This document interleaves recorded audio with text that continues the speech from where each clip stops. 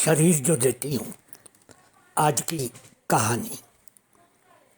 उनकी शादी को 1 वर्ष हो गया था, लेकिन घर में सब कुछ होते हुए भी पत्नी प्रसन्न नहीं थी, क्योंकि उसका पति अपना ज़्यादा समय दफ्तर में या फिर घर आने के बाद मोबाइल फ़ोन पर या टेलीविज़न देखने में लगाता था। पत्नी को किसी चीज़ की कमी नहीं थी, क्योंकि उसका पति उसको उसकी इच्छा की सब चीज़ें लाकर दे देता था। वो एक बड़ा दुकानदार था, इसलिए उसने पत्नी के मन की बातों को नहीं समझा था। वो सोचता था कि उसकी पत्नी खुश थी, लेकिन वो पति के साथ बातें करना चाहती थी, घूमना फिरना चाहती थी, कहीं पहाड़ों पर कुछ दिन बिताना चाहती थी।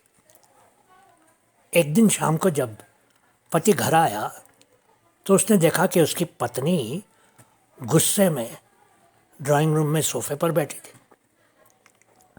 हर दिन तो वो पति के आते ही पहले पानी और फिर कुछ ही मिनटों में चाय ले आती थी, पर उस दिन वो बैठी ही रही।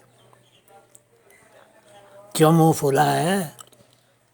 कुछ दिन से देख रहा हूँ कि तुम दूर दूर रहने लगी हो और तुम्हारा चेहरा भी गुस्से में लगता है। तुम चाहती क्या हो? पत्नी ने घूर कर पति की तरफ देखा और कहा, मैं कोई उपयोग की वस्तु नहीं हूँ, मुझे भी इंसान समझा कीजिए। मैं बस इतना ही चाहती हूँ। अगर तुमको उपयोग की वस्तु समझता तो तुम्हारे ऐशो आराम हर ज़रूरत पूरी नहीं करता। पति ने अपना बैग सोफे पर फेंकते हुए कहा, मेरी इच्छाएं पूरी करते हैं और मेरे लिए चीज़ें लाते हैं, तो बदले में मेरा शरीर भी तो मिलता है। जी भर कर लुटाया तुमने।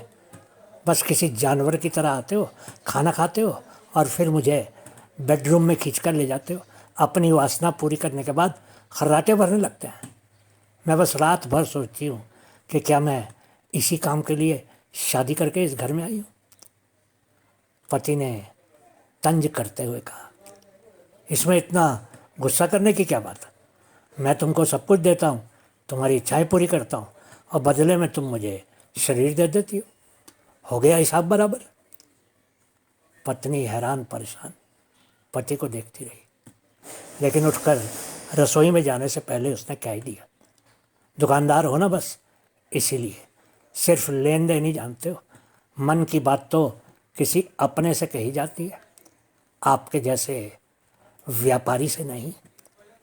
कहने के साथ ही वो रसोई में चली गई और पति मुंह देखता रह गया।